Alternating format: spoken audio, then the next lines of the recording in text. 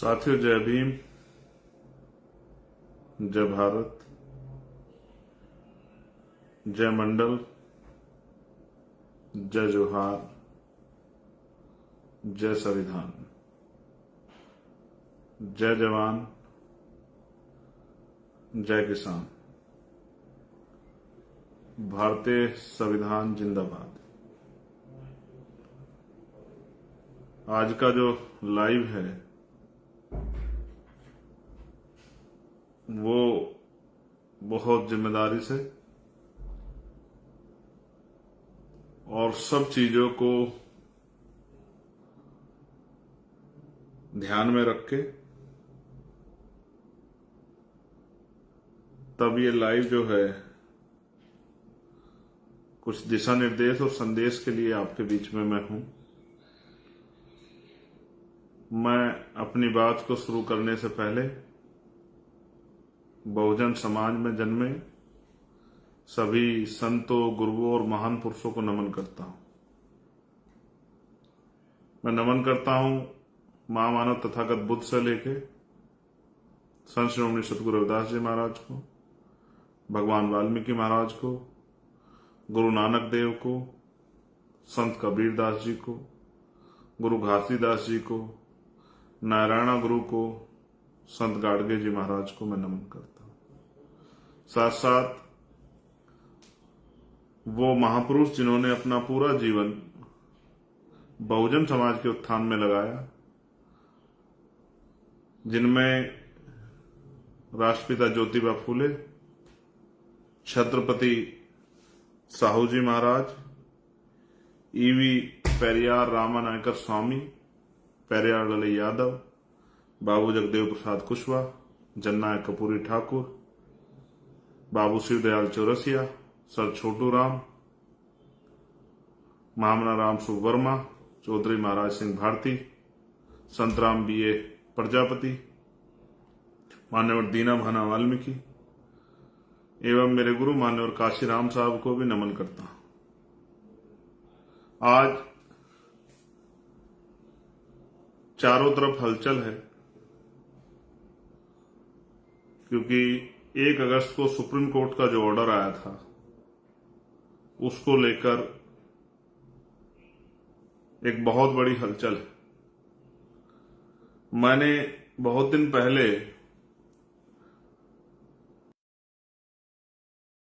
जब मैं जेल में था तो मैंने ये एहसास किया मैं निर्दोष था, फिर भी मेरे खिलाफ बेल मिलने के बाद एनएसए की कार्रवाई की गई। उस एनएसए की कार्रवाई को रात को 2:30 बजे अंजाम दिया गया और उस एनएसए कार्रवाई के बाद मुझे 12 महीने तक जेल में ठूस दिया गया। उस दिन मुझे राजनीतिक शक्ति का एहसास हुआ। मैं ये समझता हूं कि भारत में राजनीतिक शक्ति वो शक्ति है जिसके आधार पर आप एक मरे हुए व्यक्ति को जिंदा नहीं कर सकते हैं, इसके अलावा सारे काम कर सकते हैं। आप योजना बना के अंतिम पायदान पर बैठे व्यक्ति को इज्जत की जिंदगी दे सकते हैं। आप तमाम तरह के भ्रष्टाचार को, तमाम तरह की गलत पॉलिसियों को, तमाम तरह के जुर्म जाति को रोक सकते हैं। फिर मैं राजनीतिक काम में ज्यादा लग गया। मुझे लगा कि राजनीतिक शक्ति बनाकर ही हम अपने वंचित समाज को उनकी इस दुर्दशा से, परेशानी की जिंदगी से बाहर निकाल सकते हैं। जब हम इस काम को कर रहे हैं तो जो हजारों साल से हमारे विरोधी रहे हैं वो लोग भी कुछ ना कुछ काम तो कर ही रहे होंगे। मैंने कई बार पहले भी अपनी बात में कहा कि नीयत का बहुत बड़ा खेल है। मैं आज ये भी स्वीकार करता हूं कि कुछ खामियां उन लोगों में रही हैं जो लोग अपने पैरों पर खड़े हो पाए आरक्षण की वजह से। मैं कतई भी ये नहीं कहूंगा कि किसी जाति में या किसी जाति पे टिप्पणी करके कि वो पढ़ते लिखते नहीं है या इस तरह की कोई बात करके मैं किसी को अपमानित करना चाहूं, ये बिल्कुल भी सत्य नहीं। जिस तरह की भाषा का प्रयोग मनुवादी लोग हमारे लिए आरक्षण पे करते थे, आज उसी तरह की भाषा का प्रयोग हम लोग करें तो ये सत्य नहीं। मेरा जमीर इस बात की गवाही मुझे नहीं देता। इस आंदोलन में ना मुझे ना मेरे किसी भी साथी को धक्का किसने नहीं दिया या जबरदस्ती हमें भेजा। हमने ये आंदोलन मन से स्वीकार किया है। हमारे लिए कोई रोजगार करने का या पेट भरने का या कोठी बंगले बनाने का आंदोलन नहीं है। हमारे लिए ये आंदोलन समाज को उसके पैरों पर खड़ा करने का है। हाँ, मैं मानता हूं शेड्यूल कास्ट के लोगों में भी भाईचारा नहीं है, लेकिन इस भाईचारा को बनाने के लिए हमने तमाम तरह के प्रयास किए। हमने उस तरह की लीडरशिप अपने यहां डेवलप की है कि वंचित जातियों को नेतृत्व करने का मौका मिले। हमारे यहां वंचित वर्ग के लोग बड़े बड़े पदों पर हैं, लेकिन क्योंकि हमारी नई पार्टी है इसलिए आपको वो दिखाई नहीं देते, इसलिए आपको उनका कद नहीं दिखाई देता। लेकिन पार्टी में उनका कद है, संगठन में उनका कद है, ये सबको दिखाई देता है। उनकी बात का जो है उनकी वैल्यू भी है, उनका सम्मान भी है, ये भी सबके सामने। तो मैं अब बुनियादी बात पे बात करता हूं। कल समाज ने एक बंद बुलाया है। मैंने बीच में इस बात को स्पष्ट किया था कि बंद को, उसके पीछे के उद्देश्यों को, हालातों को नजर रख के हम लोग फैसले लेंगे।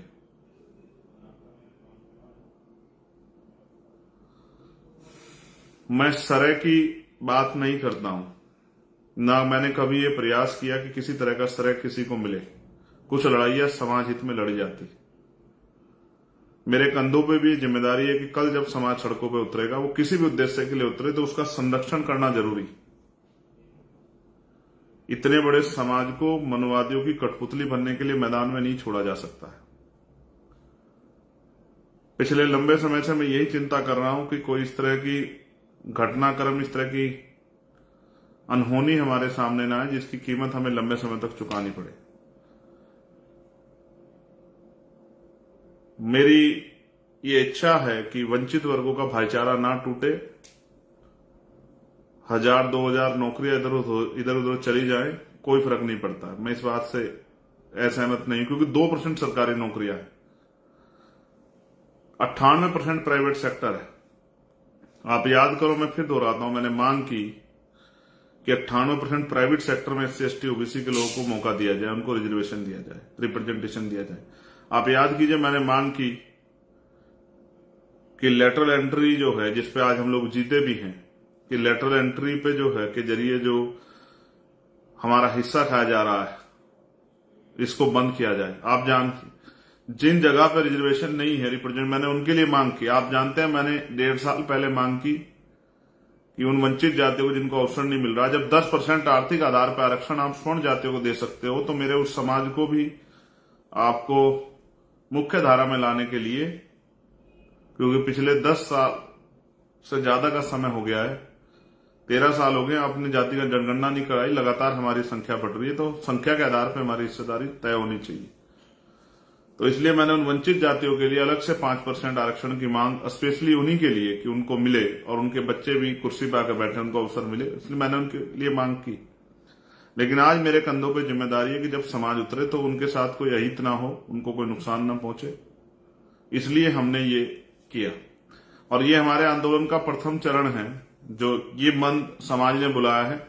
लेकिन 11 तारीख की जो है रैली, 11 तारीख का जो ऐतिहासिक आंदोलन हम लोग दिल्ली में करेंगे, वो हम समाज के सहयोग से अपने नेतृत्व में करेंगे, भीम आर्मी आजाद समाज पार्टी के नेतृत्व में करेंगे। और वो आंदोलन, वो पूरा जो संघर्ष है, वो इसीलिए होगा कि अब हम सरकार को बताएंगे किस तरह से हमारे अधिकार को छीन के रखने वालों को हम लोग डंके की चोट पर सबक सिखाते हैं। अब अगर सरकार किसी स्वार्थ में करना ही चाहती है, तो अब सरकार को फिर हमसे निपटने के लिए, संवैधानिक तरीके से हमसे निपटने के लिए, हमारे संवैधानिक आंदोलन निपटने के लिए तैयार भी रहना पड़ेगा।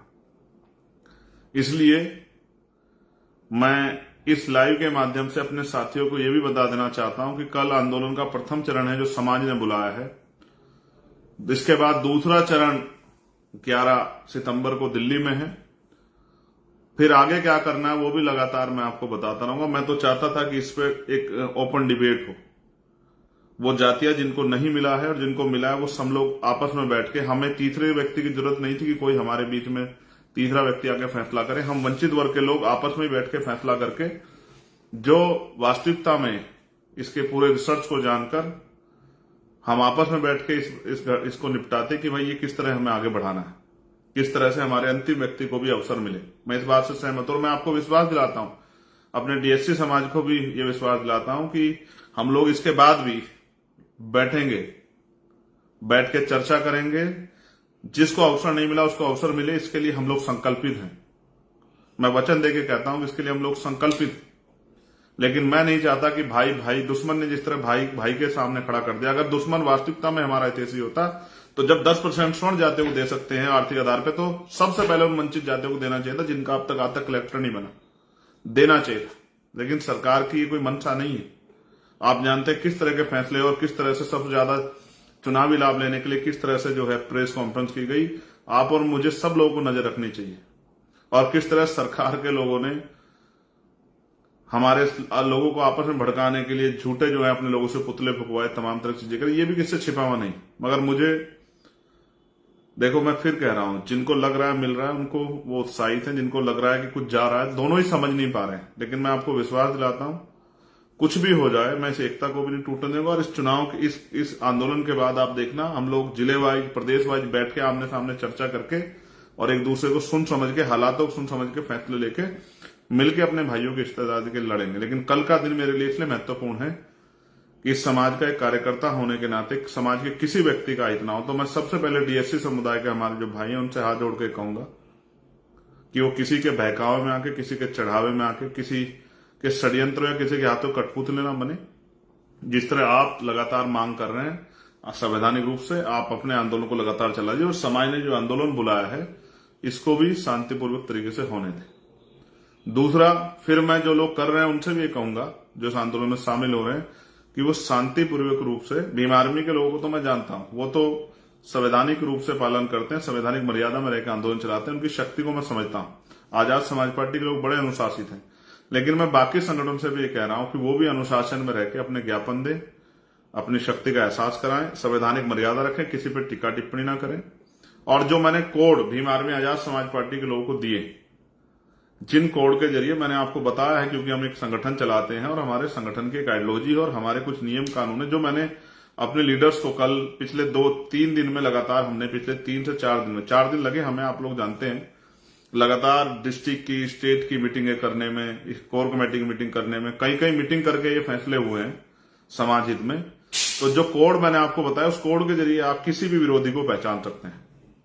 जब भी आप उस कोड को अपनी टीम से कनेक्ट करेंगे, तत्काल आपके बीच में अगर कोई बहरूप या नीला पटका पहन के आ गया है, टोपी लगा के आ गया है, उस तरह की वो कर रहा है, और जिस तरह से मैंने सीक्रेट कैमरों को आपको बताया कि वर्किंग करनी चाहिए, पुलिस हो या कोई भी हो, जो भी आपके साथ अवैधानिक काम करेगा या असंवैधानिक कोई भी प्रयास करेगा, एकदम वो पकड़ा जाएगा। जो भी ऐसा व्यक्ति पकड़ा जाए उसको आप तुरंत पुलिस को दें, उसकी वीडियो बना लें। क्योंकि हमारे भाइयों के, मैं अपने भाइयों को आमने सामने ना आए मेरे भाई, इसलिए मैं डर रहा हूं। आप जानते हैं मैंने कभी जान की परवाह नहीं की और ना मैं कभी कर सकता हूं। मेरे खून का एक कतरा कतरा वंचित वर्गों के लिए, अपने परिवार के लिए। लेकिन इस परिवार को एकता बनाने में मुझे बहुत समय लगा है। मैं इस समाज के लिए जी रहा हूं, मेरा और कोई लक्ष्य नहीं है। इसलिए मैं आपसे कह रहा हूं, जो लोग मुझे सुन रहे हो, जो लोग मेरे साथ जिन्होंने काम किया, जो लोग मेरे दर्द को समझते हैं, मैं उनको विश्वास दिला कहता हूं, किसी का अहित नहीं होने दिया जाएगा। वो वंचित वर्ग के लोग हों या जिनको कहा जा रहा है कि उनका चला जाएगा, उनको भी मैं कह रहा हूं। मैं अपने बुद्धिजीवी वर्ग को कह रहा हूं, अधिकारी कर्मचारियों को कह रहा हूं, मेरा भरोसा करो।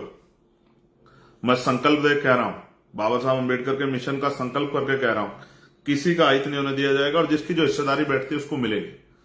लेकिन आप संयम रखो, किसी के कठपुतली मत बनो, किसी पर टिप्पणी मत करो। और मैं अपने संगठन के साथियों से कह रहा हूं जो हमसे लोग जुड़े, जो मैंने आपको कोड दिए हैं, आप समय समय पर आंदोलन के बीच में उन कोडों का प्रयोग करना, आपको पता लग जाए कौन बाहर का आदमी आपके उसमें। और जैसे ऐसा आदमी तत्काल वीडियो बनाया, क्योंकि बहुत सारे लोग ये चाहते थे कि हमारे लोग सड़कों पर आए और फिर उनका इस तरह से मिसयूज किया जाए, फिर इनको दोनों भाइयों को लड़ा दिया जाए। ये वंचित वर्ग के लोग हैं, इनमें ये मार्शल कौम है जिन्होंने अपने शौर्य, अपने बल पे जो है बहुत सारे संघर्ष किए और विरोधियों को धूल चटा दी। दुश्मन आपकी ताकत से डर गया, इसलिए आपको बांटना चाहता है। और मेरा एकमात्र जो उद्देश्य है वो महान पुरुषों का जो सपना था कि हर व्यक्ति तक बुनियादी सुविधाएं पहुंचे और सबको सम्मान का जीवन मिले। मैंने कई बार आपसे कहा, क्या मिलता है बजट में हमें, कौन कितना हितैषी आप जानते हैं। मैंने अलग से सफाई कर्मचारियों के लिए बजट की मांग की थी। कि उनको उतरना ना पड़े। मैं सिर्फ अपने लोगों के प्रति हूं और कुछ नहीं। इसलिए मैंने जो अपने संगठन के लोगों को जो कोड दिया, और एक और हमने इस लड़ाई को ऐसे लड़ जाकर हवा में समर्थन कर दिया, ये हो गया वो हो गया। हमने इसके लिए एक वॉर रूम बनाया। मैं अभी लगभग 8:30 बजे एक लिस्ट जारी करूंगा स्टेट वाइज, चाहे उड़ीसा हो, तेलंगाना हो, कर्नाटका हो, चाहे केरल हो, तमिलनाडु हो, चाहे झारखंड हो, चाहे बिहार हो, मध्य प्रदेश हो, राजस्थान हो, छत्तीसगढ़ हो, यूपी हो, दिल्ली हो, पंजाब हो, हरियाणा हो, जम्मू हो, उत्तराखंड हो, मध्य प्रदेश हो, राजस्थान हो, सब जगह के कॉन्टेक्ट में आपको, अगर कोई भी कहीं आपके साथ परेशानी आती है, तत्काल आप उन पर संपर्क करें। ये वॉर रूम इसलिए है कि आपकी सुरक्षा होकर हमारी लीगल टीम सक्रिय रहेगी। डिस्ट्रिक्ट में हमारी लीडरशिप, डिस्ट्रिक्ट की लीडर जो हमारी लीगल टीम है, अपने वकील साथियों से मैं कह रहा हूं वो लोग तैयार रहें। हमें हर मुसीबत से समाज को बचाना है। अब तक इन समाजों से राजनीति होती आई, अब पहली बार एक एकता बनके हम लोग प्रयास किए, उस एकता से लोग डर गए। इसलिए जो मैंने कहा उस कोड का प्रयोग करना है। जो बीच में आपका कोई घुसेगा तत्काल पकड़ा जाएगा, फिर उसको कानूनी रूप से सबक सिखाया जाएगा। और दूसरा, लगातार जो है यही किसी भी आंदोलन को जो है चलाने का यही तरीका होता है कि आपके पास कुछ सीक्रेट प्लान होना चाहिए। संवैधानिक मर्यादाओं में इस आंदोलन को पूरा करना है और अगले आंदोलन 11 सितंबर की दिल्ली के लिए तैयारी करनी है। भीम आर्मी आजाद समाज पार्टी और बहुजन समाज के लोग कह रहा हूं, एक दिन में आंदोलन नहीं जीता जाएगा। और अब हमारी मांग जो है मैंने आपको बता दी है। हमारी मांग सिर्फ ये नहीं है छोटी मोटी मांग, अब जो है हम बताएंगे किस तरह से अधिकारों की रक्षा होती है, किस तरह से संघर्ष किया जा सकता है। अब जो बैकलॉग है, जो 15% को 4-5% में टाल रखा था, एक एक नौकरी हम लोग पूरी कराएंगे, पूरा बैकलॉग भराएंगे, आरक्षण का कोटा पूरा कराएंगे। दूसरा,